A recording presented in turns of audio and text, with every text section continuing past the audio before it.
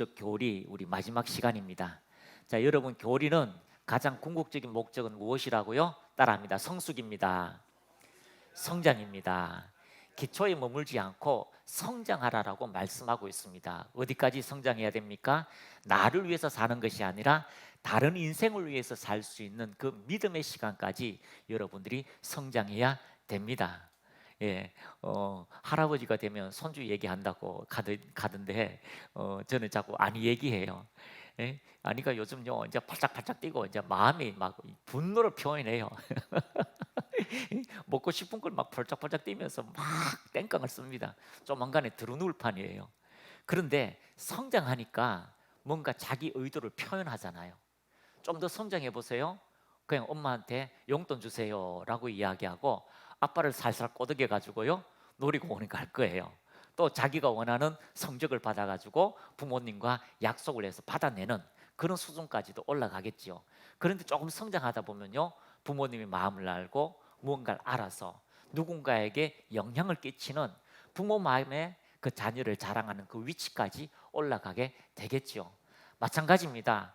하나님을 알면 우리가 그 하나님을 위하여 우리가 점점 성장하기를 원하시는 그 아버지의 마음이 여러분의 심령 속에 들어가기를 바랍니다.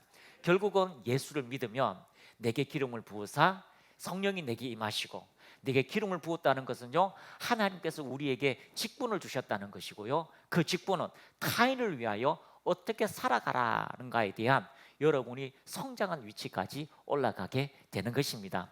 성장하게 되면요 나의 욕심이 없어요. 성장하면 나의 삶이 없어요. 타인을 위하여서 모든 시간과 다른 사람을 위해서 나의 모든 에너지와 또 다른 사람을 위해서 내 삶의 균형까지 맞춰가면서 그렇게 살아갈 수밖에 없는 그런 하나님의 영광이 나타나게 됩니다. 그런데 어릴 때는요 그 하나님께서 나에게 무언가 주실 때에 책임지어 주는 것이 너무너무 싫어요. 은혜는 받고 싶어요. 형통도 하고 싶어요.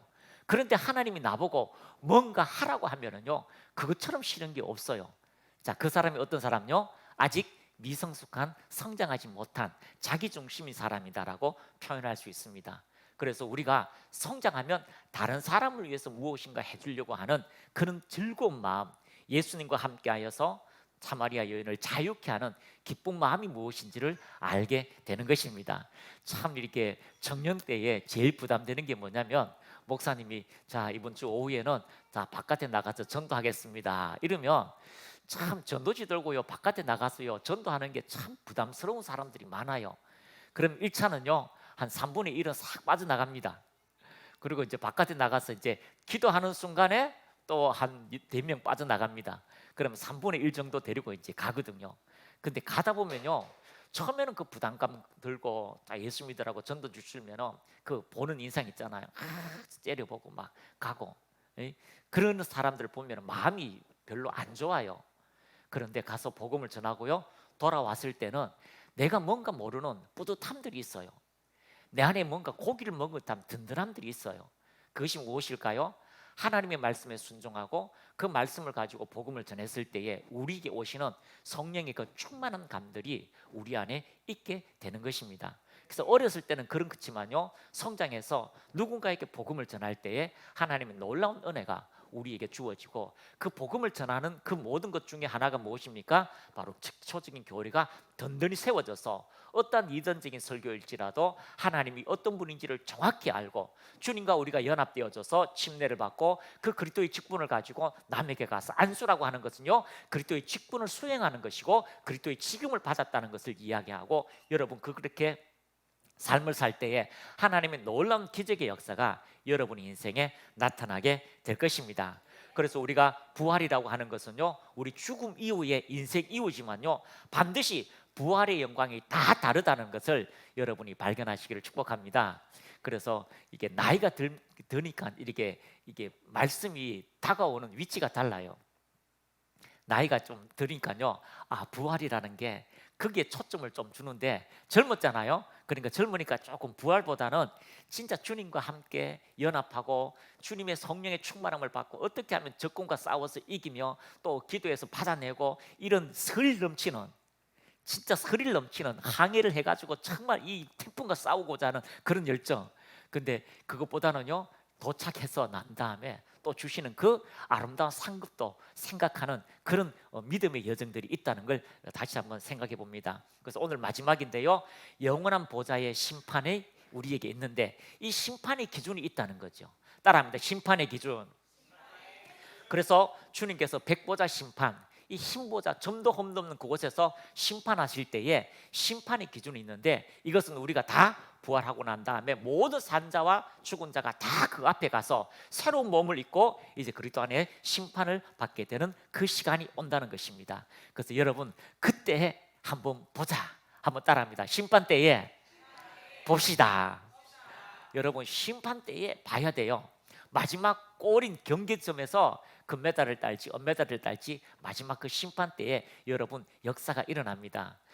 전에도 한번 이야기했지만 뽀빠 이상용 아저씨가 이제 100세가 넘은 할아버지를 찾아갔어요. 아니 어르신, 어떻게 이렇게 100세가 넘도록 이렇게 농사일을 하고 건강하게 사십니까? 이렇게 하니까, 아니 매일매일 하루하루 그냥 감사하고 즐겁게 살면 돼. 아니 하루하루 감사하고 즐겁게 사는 거 누구나 다 할 수 있잖아요. 근데 그게 어려운가 봐요. 아니 그런데 어르신, 남을 미워하고 싫어하고 죽여버리고 싶은 사람도 없었습니까? 어떻게 매일 그렇게 살아요? 왜 없어? 있지. 죽여버리고 싶은 놈이 있어.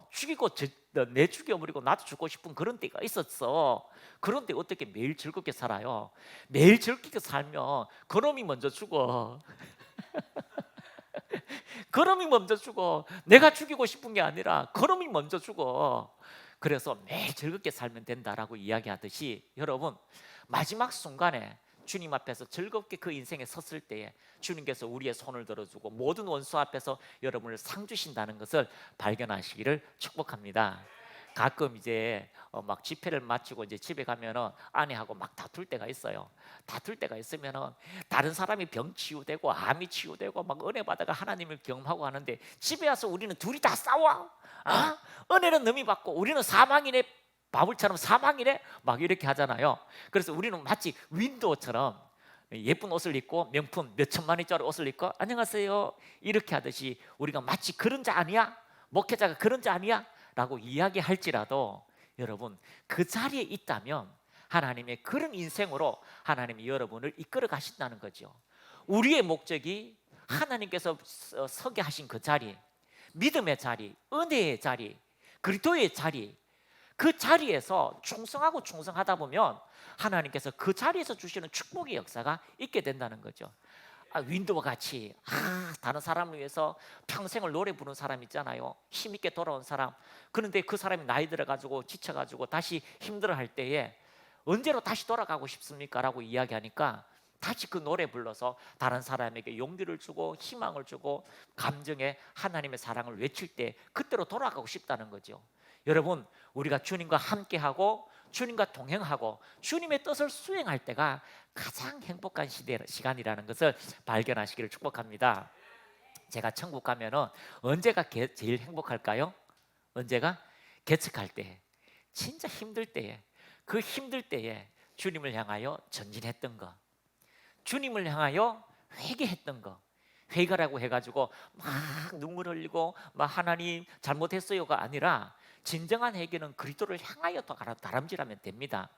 돌아온 당자가 잘못했어요 아버지께로 돌아가며 후회하고, 그건 회개가 아니에요. 아버지를 향하여 한 걸음 돌아갈 때에, 아버지를 만났을 때에 그 회개가 된다는 것을 발견하게 되는 것입니다. 그러므로 여러분, 표대를 향하여 마지막 그리스도의 보좌의 심판 때에 여러분에게 주시는 그 상을 향하여 이 시간 여러분 그리스도 안에서 여러분의 자리에서, 여러분의 긴 믿음의 자리에서 결코 물러서지 않고 심판달 자리에서 상 주시는 그 은혜가 여러분에게 있기를 예수님의 이름으로 축복합니다. 자, 옆에 분하고 인사합시다. 심판의 자리에서 봅시다. 할렐루야. 심판의 자리에서 봐야 돼요. 심판의 자리에서 봐야 돼요.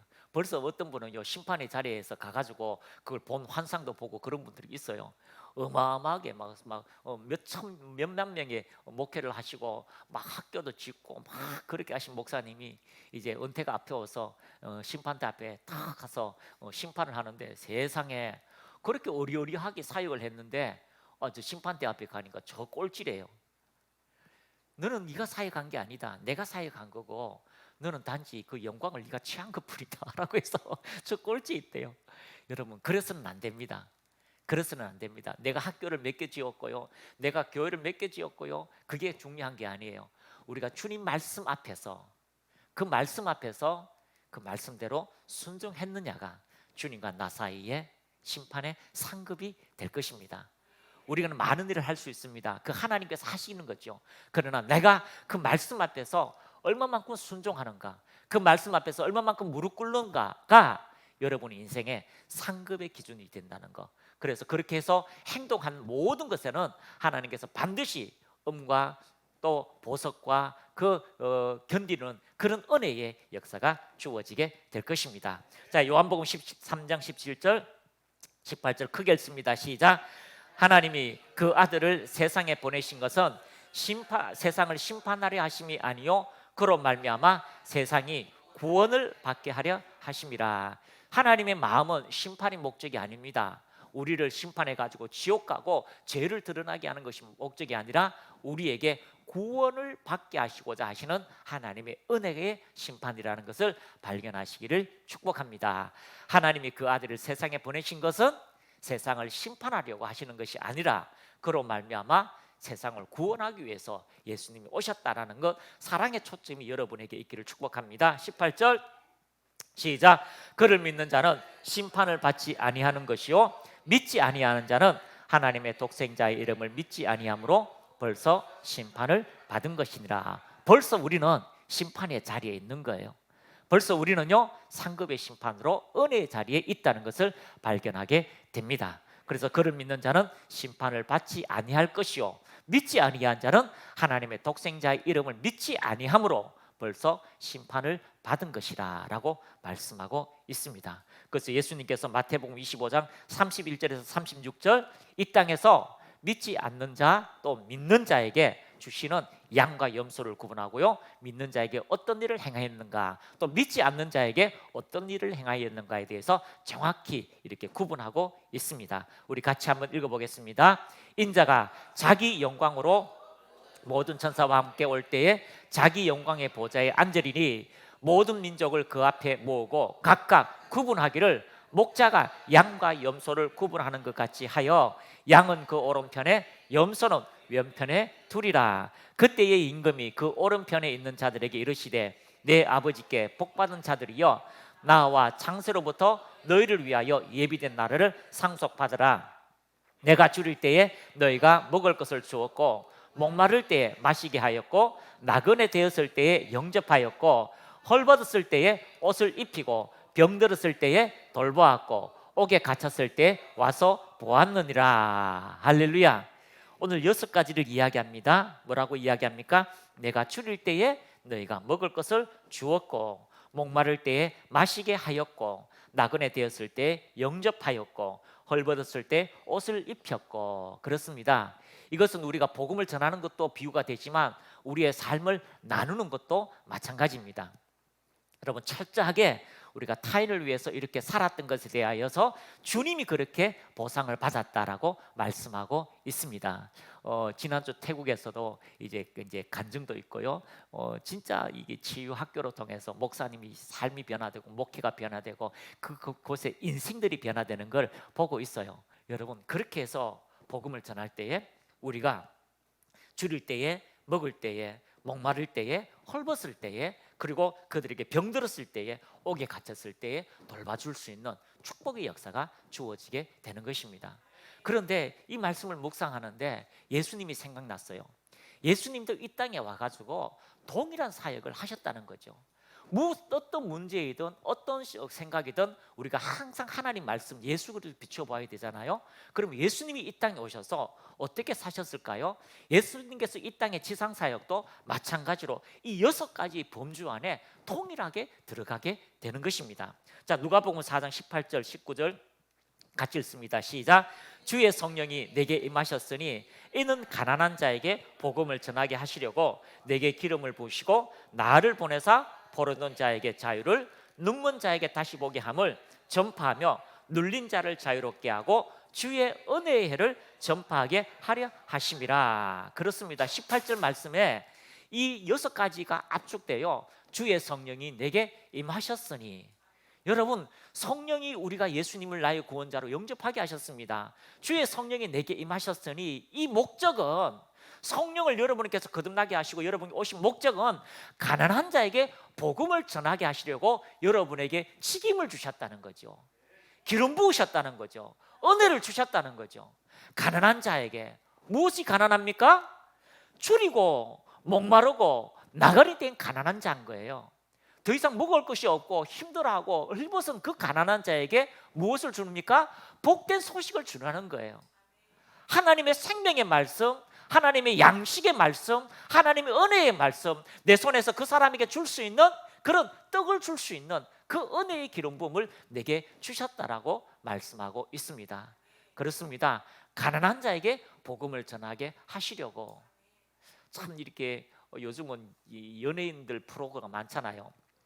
먹는 프로가 특히 많고 또 여행하는 프로가 요즘 대세예요.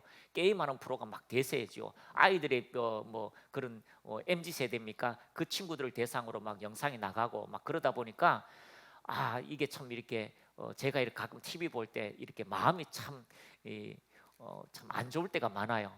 방금 영상, 공익 영상에서 어떤 영상이 나옵니까?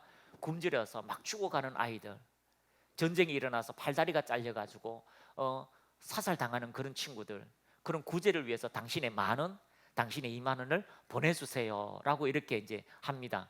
그런데 이제 또 그 다음에 프로그램은요, 나는 점심 한 끼도 그냥 먹지 않습니다. 점심 한 끼도 정말 알차게 진짜 맛집에서 내가 시간을 들이고 돈을 투자해서라도 먹습니다 라는 그 말이 제 심령 속에 너무 이렇게, 물론 그분은 그분 입장이에요. 돈을 많이 버니까 그렇게 한 끼라도 결코 자기 입에 들어가는 것을 소홀히 하지 않는다라고 하지만, 진짜 우리 믿음의 사람들은 어떤 사람입니까? 예수님이 이 땅에서 사역하신 기름 부음을 주었다면 우리의 시선은 가난한 자와 병든 자에게 우리의 시선이 초점이 맞춰지고 그들에게 하나님의 사랑을 전해주는 것이 우리의 목적이 되어야 될 것입니다. 지금 우리 교회는요, 월급 300만 원 또 이렇게 받으면서 선교비를요, 11조 이상으로 드려요. 11조 이상으로 드려요. 11조도 12조 드리는데요, 그게 다 어디로 갑니까? 하나님의 생명의 말씀을 전하는 곳에 가는 거죠. 저 태국에 가서 복음을 전하도록요 그렇게 쓰여지고, 또 대안학교에 가서요 그 아이들이 하나님 말씀을 받아도록 들어가는 거고, 북한의 생명의 양식을 떡을 주도록 들어가는 거예요. 그래서 여러분이 드리는 우리의 모든 삶에 하나님께서 반드시 일하시는 그 기름 부음의 사역이 있다는 것을 여러분이 발견하시기를 축복합니다. 참 사랑이 뭐라고라고 하는 책이 있는데요, 그 저자가 이제 서울의 유명하신 목사님이에요. 평생 교인들의 지갑을 뒤집어 뺏어가지고 지갑요, 돈만 벌면 다 선교하라고, 또요 어느 정도 믿음이 생기면요 그냥 선교지 가라고, 내가 후원해 줄게. 가서 후원도 안 해줘요.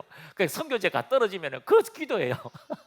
그러면서 여기 서울에 큰 교회가 있는데요, 그분이 은퇴하시고 책을 냈습니다. 사랑이 뭐라고, 사랑이 뭐라고, 내가 주님을 사랑하는데 그 사랑이 뭐라고 내 인생을 이렇게 위대하게 만드냐고, 내 인생을 이렇게 세상에서 값진 인생으로 만들게 가냐고.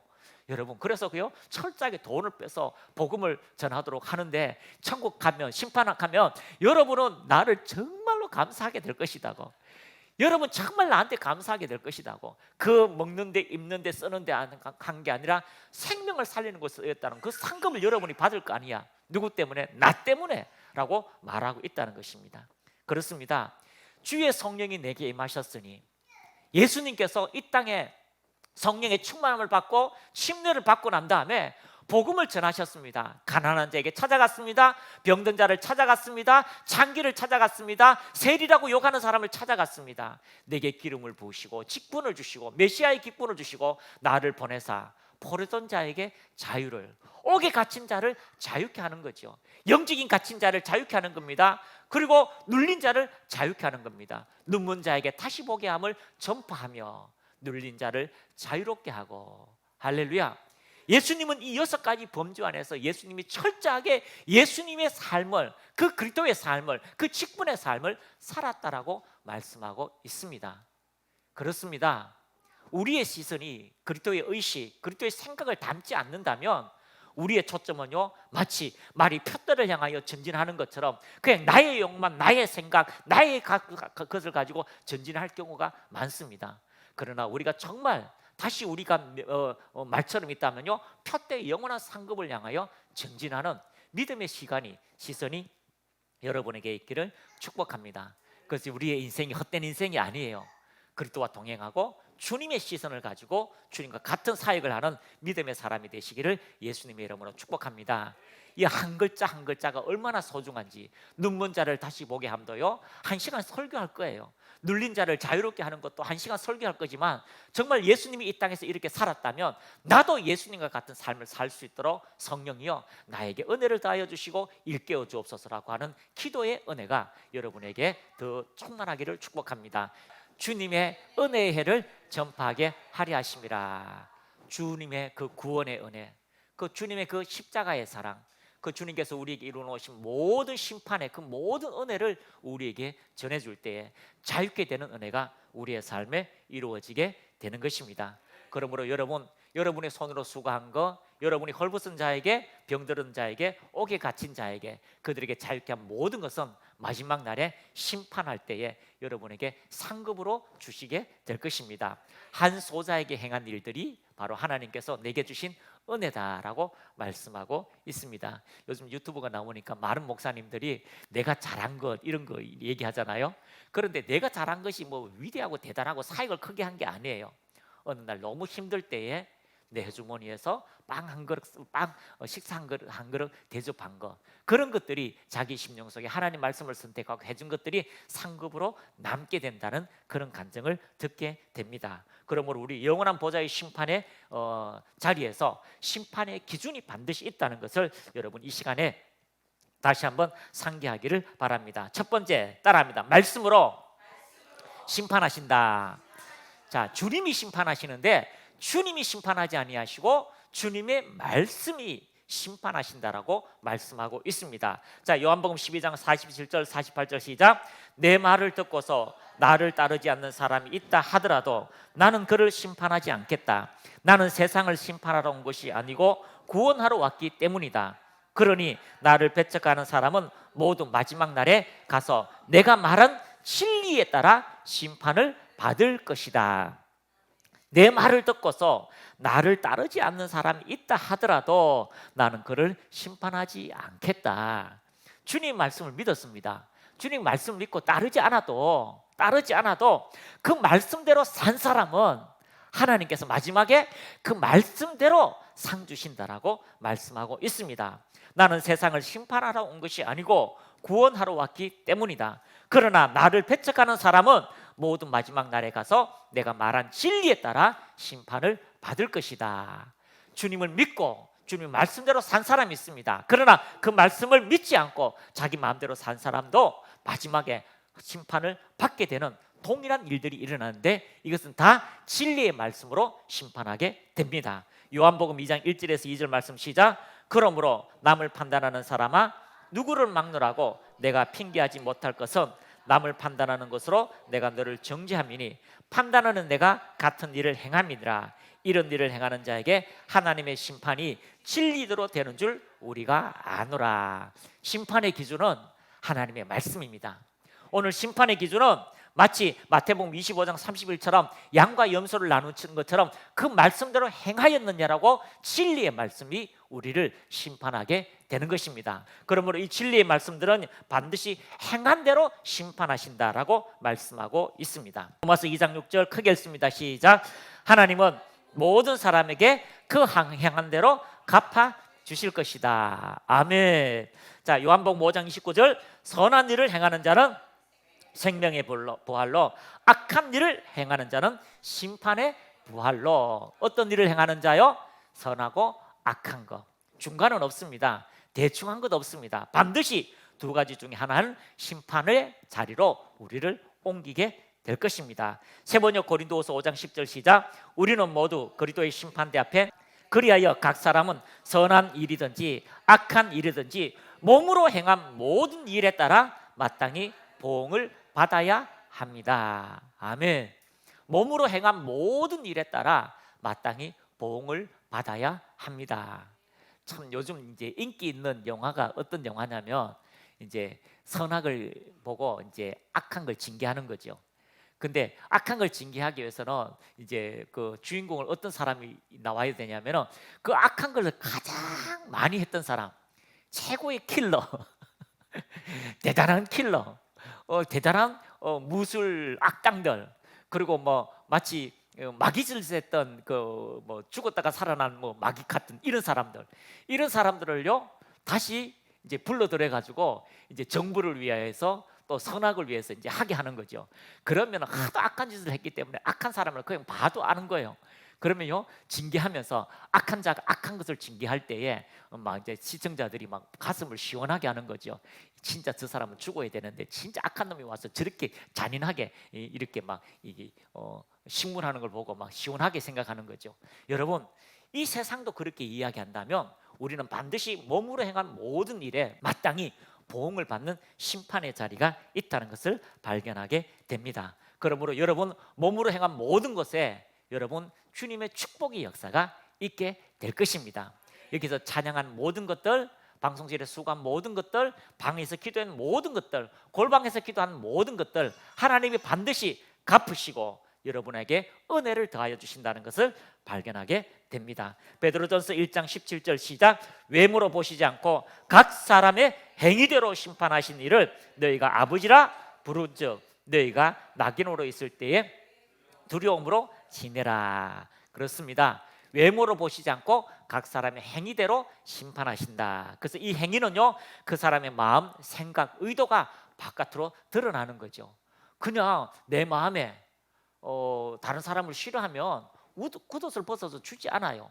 그런데 마음속에 다른 사람을 공의를 여기고 다른 사람을 사랑하면요 추운 겨울날에 그 옷을 벗어서 주는 그 모든 행동은 그 의도와 그리고 목적이 분명하기 때문에 하나님의 축복의 역사가 주어지게 될 것입니다. 그러면 성경을 가만히 보면요 그 행위대로는 말이 어디에 많이 나오냐면 초대교회에 또 그 사도 요한이 그 7교회에 대한 예언의 말씀을 할 때도 동일하게 주어지게 됩니다. 각 교회에 그 행위대로 갚아주시는 은혜가 주어진다라고 말씀하고 있습니다. 한 구절만 한번 찾아봅니다. 계시록 2장 2절 시작.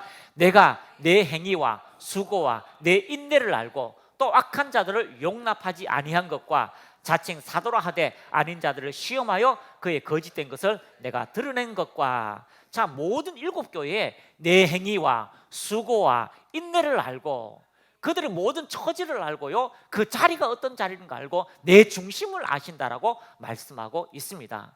7교회에 하나님의 촛대는 하나님의 그 그니시는 그 촛대 사이로 그니시면서 그들의 행위를 알고요 그들의 참 상경을 알고 그들이 힘든 가운데서도 다른 사람을 위해서 헌금을 거두고 도와주고 또 그렇게 순교의 자리 앞에서도 주님을 부인하지 않고 복음을 전하고 이단을 드러내게 하고요 끝까지 말씀을 전했던 그 모든 행위와 수고와 인내를 아신다라고 말씀하고 있다는 것입니다.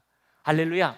오늘 이 7교회의 그 기준 잣대가 오늘 동일하게 우리에게도 정해진다면 여러분의 삶의 모든 행위를 하나님이 기억하실 것입니다. 여러분의 수고와 인내를 하나님께서 기억하시고 반드시 상 주시는 축복의 자리가 있다는 것을 발견하시기를 축복합니다.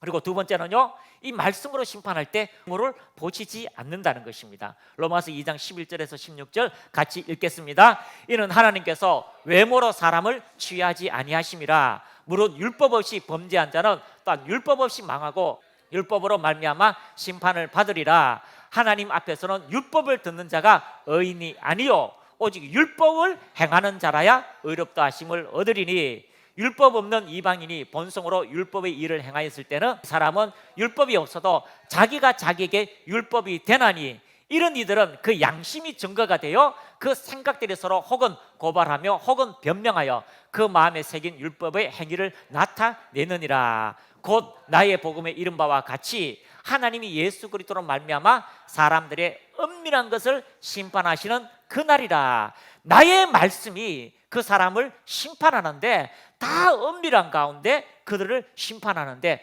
그들이요 하나님 율법의 말씀대로 심판하신다라고 말씀하고 있습니다. 율법을 들은 자는 율법으로 심판할 것입니다. 그런데 율법을 듣지 못했어요.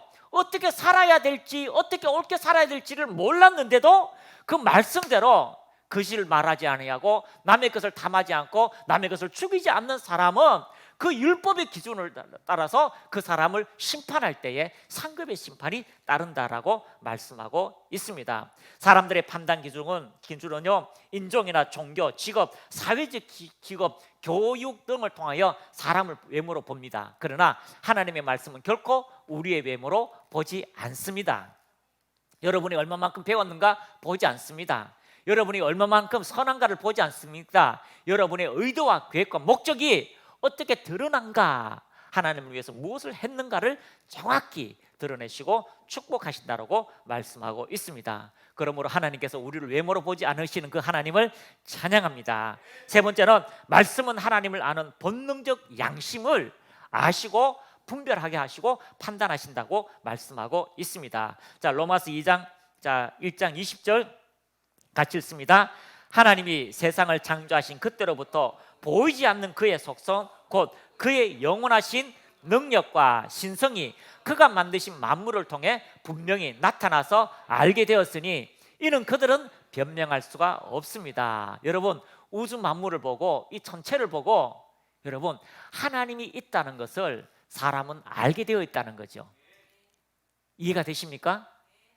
아무리 악한 자라도 어떤 존재가 있다는 걸 알게 되었다라고 하나님이 말씀하고 있습니다. 그러므로 하나님이 세상을 창조하신 그때부터 보이지 않는 그의 속성, 곧 영원하신 능력과 신성이 그가 만드신 만물을 통해 분명히 나타나서 알게 되었으니 이는 그들은 변명할 수가 없습니다. 21절, 그들은 하나님을 알면서도 그분을 하나님으로서 영광스럽게 하지 않고 감사하지도 않으며 그들의 생각은 쓸모없고 그들의 어리석은 마음은 어두워졌습니다.